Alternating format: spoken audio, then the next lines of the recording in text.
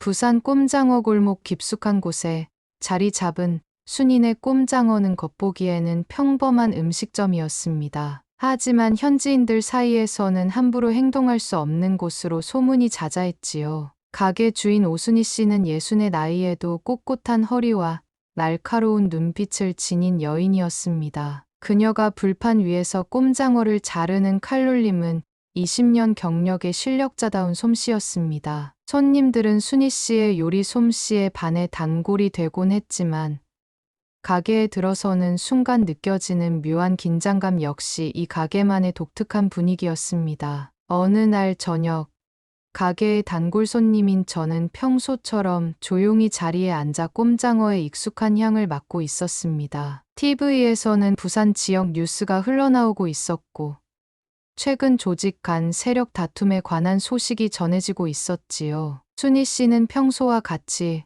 손님들에게 정확한 거리감을 유지하며 음식을 내어주고 있었습니다. 주방에서는 김성필 씨가 묵묵히 일하고 있었습니다. 40살의 성필 씨는 특유의 침착함과 효율적인 동작으로 순희 씨를 돕고 있었지요. 두 사람 사이에는 말이 필요 없는 이해가 흐르는 듯했습니다. 성필 씨가 순희 씨를 대할 때의 공손함은 단순한 직원과 사장의 관계처럼 보이지 않았습니다. 이 가게에는 절대 큰 소리를 내선 안 된다는 불문율이 있습니다. 이유는 아무도 정확히 알지 못하지만 몇 년 전 큰 소리를 내던 손님 몇 명이 갑자기 사라졌다는 소문이 있거든요. 순희 씨는 때때로 가게 구석에 놓인 오래된 사진첩을 바라보곤 했습니다. 그 안에는 젊은 시절에 그녀와 한 남자가 함께 찍은 사진이 있었지요. 사진 속 그녀의 눈빛은 지금과 다르지 않았습니다. 날카롭고 깊은,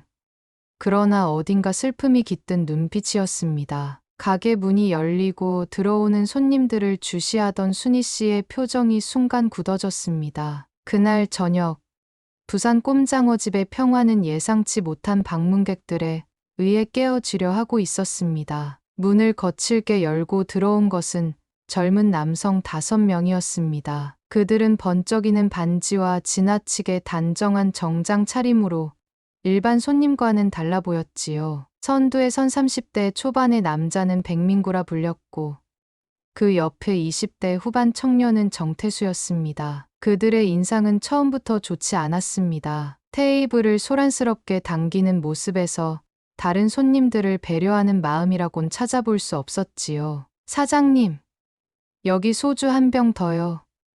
직접 따라주시면 좋겠는데. 태수의 고성이 가게 안을 울렸고 그 순간 가게 내부의 공기가 얼어붙었습니다. 손님들은 불편한 기색을 감추지 못하고 일부는 조용히 자리를 피했지요. 오랜 단골들은 이런 상황이 어떻게 흘러갈지 이미 알고 있는 듯했습니다. 순희 씨는 차분하게 그들의 테이블로 향했습니다. 손님, 알아서 드시면 됩니다. 짧고 단호한 대답이었습니다. 그녀의 목소리에는 어떤 감정도 담겨 있지 않았지요. 하지만 태수는 그녀의 거절에 더욱 도발적인 태도를 보였습니다. 아이고, 까칠하시네. 여기 유명하다던데.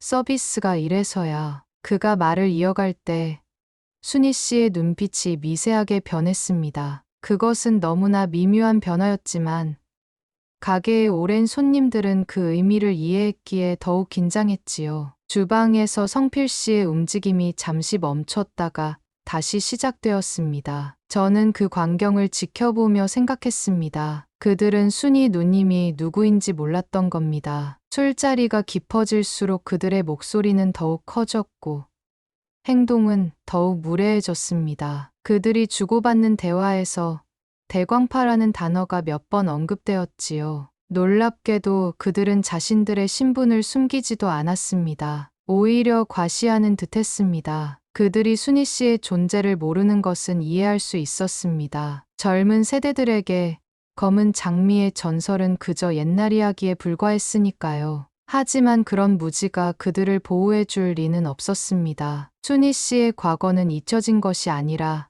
단지 잠들어 있을 뿐이었으니까요. 세상에는 말로만 전해지는 전설이 있습니다. 부산의 밤거리에서 속삭여지던 검은 장미의 이야기도 그중 하나였지요. 오순희 씨는 한때 부산 칠성파의 검은 장미라 불렸습니다. 1990년대 조직의 세계에서 여성은 드물었지만 순희 씨는 그 중심에 서 있었습니다. 당시 칠성파의 보스였던 최두식 씨와 순희 씨의 만남은 운명적이었습니다. 원래 적대적 조직 출신이었던 그들은 서로를 알아보고 이해했지요. 두식 씨는 그녀의 날카로운 지혜와 결단력에 매료되었고 순희 씨는 그의 의리와 신사적인 품격에 마음을 열었습니다. 순희 씨가 검은 장미라는 별명을 얻게 된 것은 그녀의 아름다움과 위험함이 공존했기 때문이었습니다. 한 번은 적대 조직 5명이 두식 씨를 습격했을 때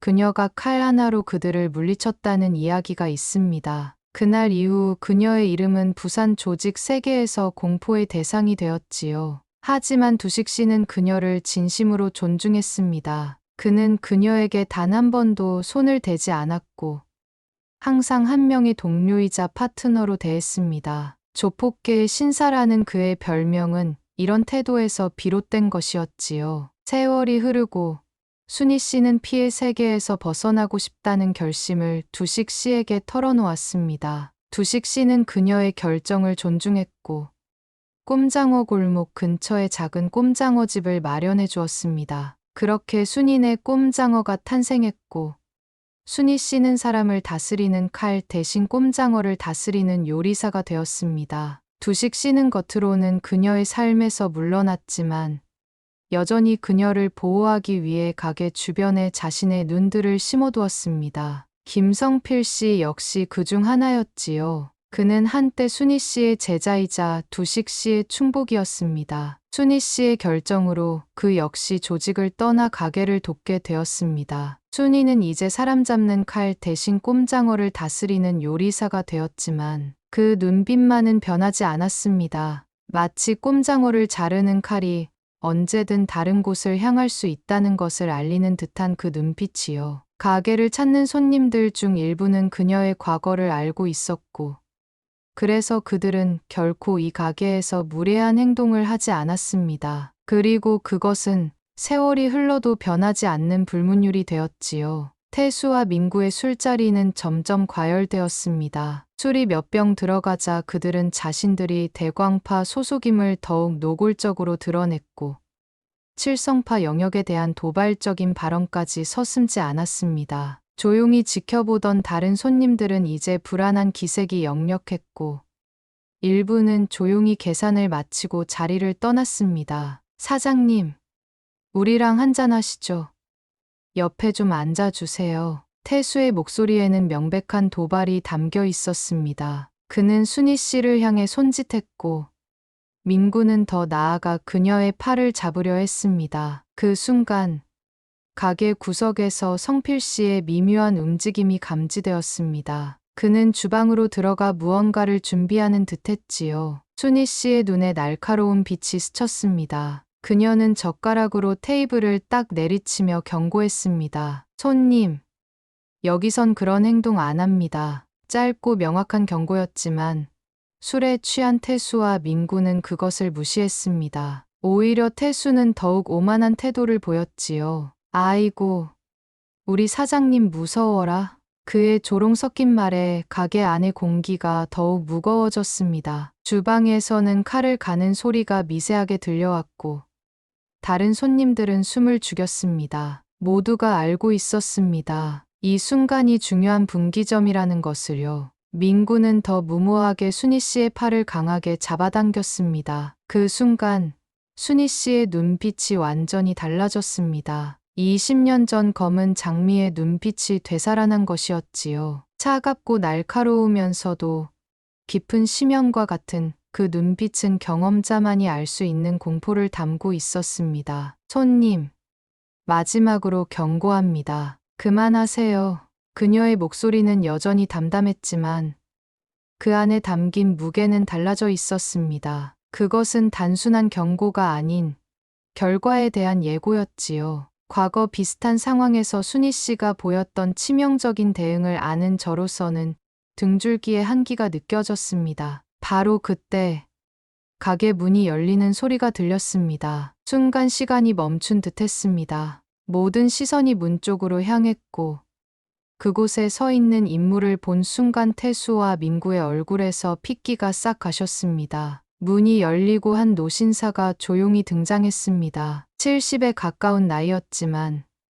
그의 존재감은 방 안을 가득 채웠습니다. 흰 머리에 정갈한 다크 네이비색 양복, 그리고 온화해 보이는 외모 속에 숨겨진 위험이 느껴졌지요. 최두식 씨였습니다. 그의 뒤로는 같은 흰 머리의 칠성파 원로들이 조용히 따라 들어왔습니다. 가게 안이 순식간에 정적에 휩싸였습니다. 두식 씨는 천천히 그러나 확고한 걸음으로 태수와 민구의 테이블로 향했습니다. 그의 시선은 순희 씨의 팔을 잡고 있는 민구의 손에 고정되어 있었지요. 이 집, 내가 지은 건물이다.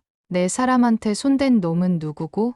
두식 씨의 목소리는 부드러웠지만 그 안에 담긴 무게는 누구도 무시할 수 없는 것이었습니다. 순희 씨와 두식 씨의 시선이 마주쳤고 그 짧은 교감 속에는 말로 표현할 수 없는 깊은 이해가 담겨 있었습니다. 태수와 민구의 얼굴에 공포와 혼란이 뒤섞였습니다. 특히 민구는 순희 씨의 팔을 잡고 있던 손을 황급히 떼어내며 주춤거렸지요. 그들은 이제야 자신들이 얼마나 위험한 상황에 처해 있는지 깨닫기 시작한 듯 했습니다. 두식 씨를 따라온 백발의 원로들은 말없이 서 있었지만 그들의 존재 자체가 주는 압박감은 대단했습니다. 그 순간 모든 사람들은 알았습니다. 전설은 단지 전설이 아니라 현실이었다는 것을요. 김성필 씨가 주방에서 나왔습니다. 가운에 앞치마를 두른 채 그는 두식 씨를 향해 고개를 숙여 경의를 표했습니다. 그의 손에는 방금 닦아낸 듯한 칼이 들려 있었고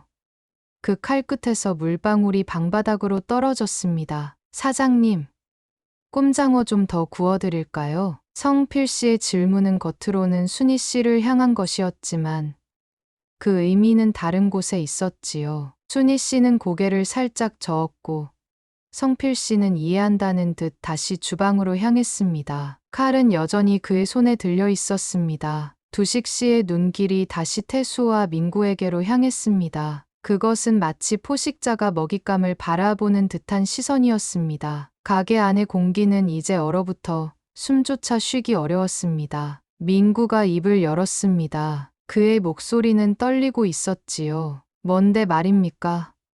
우리가 무슨 짓을 했다고. 하지만 그의 말은 두식 씨의 차가운 시선 앞에서 힘을 잃고 말았습니다. 태수는 이제 창백한 얼굴로 상황의 심각성을 깨닫고 있었습니다. 그들이 무심코 건드린 것이 무엇인지, 그리고 그것이 얼마나 위험한지를 뒤늦게 알게 된 것이었지요. 성필 씨는 다시 주방에서 나와 자리했습니다. 여전히 가운에 앞치마를 두른 채였지만 이제 그의 손에는 칼이 들려 있었습니다. 그는 마치 의식을 치르듯 천천히 그 칼을 닦고 있었지요. 그 모습은 평화로워 보였지만 그 안에 담긴 의미는 결코 가볍지 않았습니다. 순희 씨가 입을 열었습니다. 그녀의 목소리는 여전히 차분했지요. 오늘은 내가 칼 안 들었다. 하지만 아들이 가만히 있을진 모르겠네. 짧은 말이었지만 그 무게는 방 안을 짓누르기에 충분했습니다. 두식 씨와 태수 사이에 긴장된 시선 교환이 이어졌고 가게 안은 폭풍 전의 고요처럼 극도로 긴장된 분위기에 휩싸였습니다. 과거 비슷한 상황에서 있었던 유혈 사태가 제 머릿속을 스쳤습니다. 15년 전 한 무리의 조폭들이 순희 씨에게 무례를 범했을 때 벌어진 일은 아직도 부산 조직 세계에서 소문으로 남아 있었으니까요. 그날의 결과는 그들 중 누구도 다시는 제대로 걸을 수 없게 되었다는 것이었습니다. 숨소리조차 들리지 않는 순간이었습니다. 모든 것이 정지된 듯한 그 순간, 두식 씨가 주머니에서 휴대폰을 꺼내 들었습니다. 그는 천천히 번호를 눌렀고 전화가 연결되기를 기다렸습니다. 가게 안의 모든 시선이 그에게 고정되었습니다. 태수와 민구는 이제 절망적인 표정이었고 남은 3명의 신입 조폭들은 자리에서 일어날 생각조차 하지 못했습니다. 그들은 본능적으로 알고 있었습니다. 어떤 움직임도 상황을 악화시킬 뿐이라는 것을요. 두식 씨의 전화가 연결되었습니다. 그리고 그는 단 한 문장을 말했습니다. 니네 신입들이 내 애인 가게에서 개기고 있다. 두식 씨의 목소리는 강력하면서도 차분했습니다. 그것은 명백한 위협이 아닌 단순한 사실의 전달이었습니다. 그러나 그 말 한마디가 가진 힘은 어떤 폭력보다도 강했지요. 전화 너머로 대광파 두목의 당황한 목소리가 희미하게 들려왔습니다. 태수와 민구의 표정은 공포에서 절망으로 바뀌었습니다. 그들은 이제 자신들의 운명이 어떻게 될지 알고 있었습니다. 조직 세계에서 체면과 존중은 무엇보다 중요한 가치였고, 그들은 그 불문율을 어긴 것이었으니까요. 두식 씨는 전화를 끊었습니다. 그리고 그의 신호 한 번에 양복 입은 사람들이 나타나 태수와 민구를 조용히 데려갔습니다. 그들은 아무런 저항 없이 끌려나갔습니다. 저항은 무의미했고 오히려 상황을 악화시킬 뿐이라는 것을 그들도 알고 있었지요. 나머지 3명의 신입 조폭들은 공포에 질려 자리에서 일어났습니다. 그들은 순희 씨와 두식 씨를 향해 깊이 고개를 숙이며 사과했습니다. 죄송합니다. 정말 죄송합니다. 두식 씨는 그들에게 눈길조차 주지 않았습니다. 그저 손짓 한 번으로 그들을 내보냈고 그들은 재빨리 가게를 빠져나갔습니다. 가게 안에 남은 손님들은 여전히 숨죽이고 있었습니다. 그들은 방금 일어난 일이 얼마나 비범한 것인지 알고 있었지요. 폭력 없이, 심지어 위협적인 말 한마디 없이 모든 것이 해결된 것이었으니까요. 그것이 진정한 힘이었습니다. 폭력 없이도 모든 것을 해결하는 존재감 말입니다. 순희 씨는 두식 씨를 바라보았습니다. 그들의 눈빛 속에는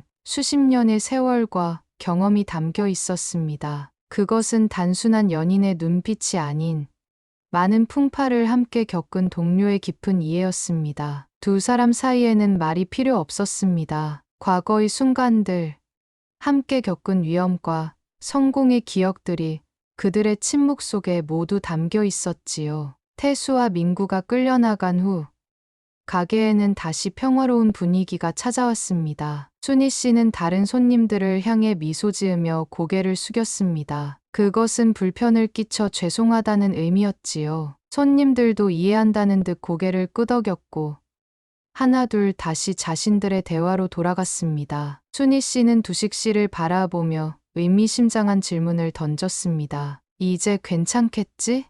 그 질문에는 많은 의미가 담겨 있었습니다. 태수와 민구의 일이 마무리되었는지, 대광파와의 관계는 어떻게 될지, 그리고 무엇보다 두 사람의 관계는 어떻게 될지에 대한 물음이었지요.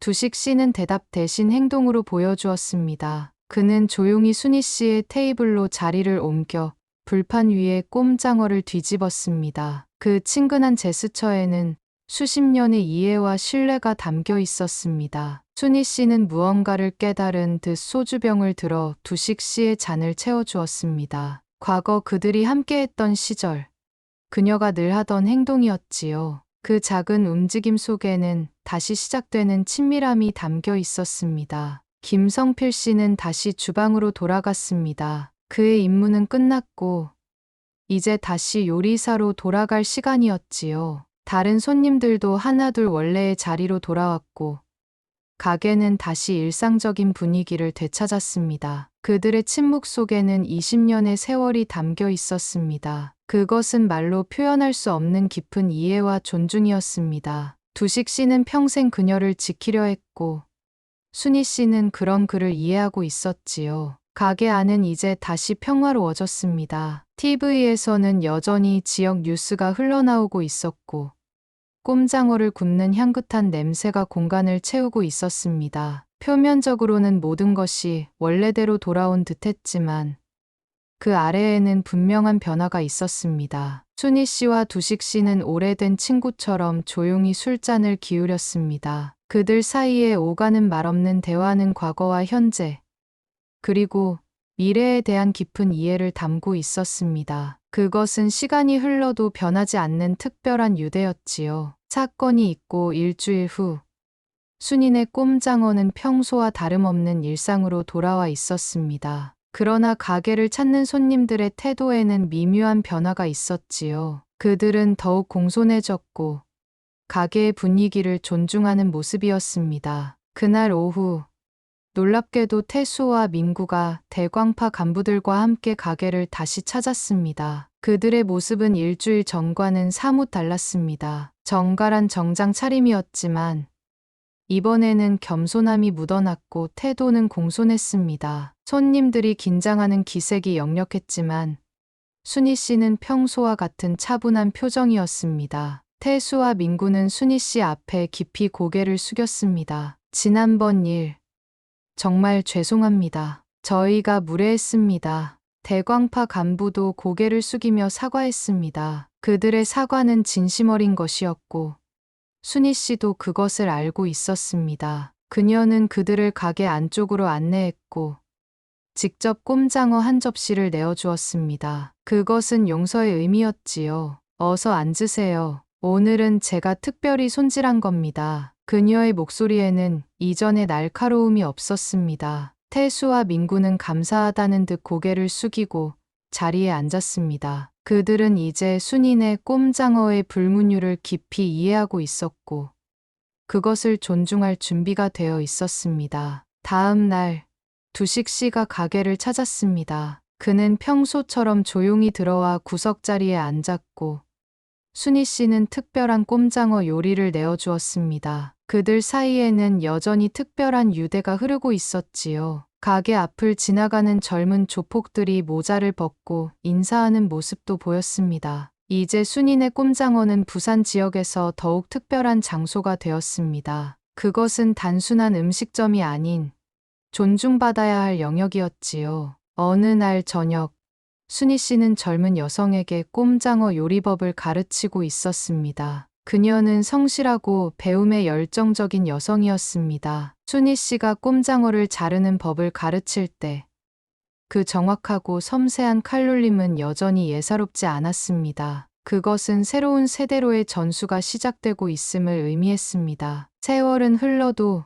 순인의 꼼장어의 일상은 크게 변하지 않았습니다. 순희 씨는 여전히 불판 앞에서 꼼장어를 굽고 성필 씨는 묵묵히 주방을 지키고 있었지요. 그러나 그 아래에는 분명한 변화가 있었습니다. 가게는 이제 부산 꼼장어 골목의 명소가 되었고 손님들은 더욱 다양해졌습니다. 부산 지역 내 조직 문화에도 변화가 찾아왔습니다. 태수와 민구는 그날의 사건 이후 대광파 내에서 완전히 다른 사람이 되었습니다. 그들은 이제 선배들의 말에 귀 기울이고 상대를 존중하는 법을 배웠지요. 그들의 이야기는 젊은 조직원들 사이에서 교훈처럼 전해졌습니다. 두식 씨는 가끔 가게에 들러 꼼장어를 먹고 갔습니다. 그것은 이제 그와 순희 씨 사이의 일상이 되었습니다. 그들 사이에는 여전히 깊은 이해와 존중이 흐르고 있었고 그것은 세월이 흘러도 변하지 않는 특별한 유대였지요. 순희 씨는 이제 젊은 제자들에게 꼼장어 요리법을 가르치고 있었습니다. 그것은 단순한 요리 기술이 아닌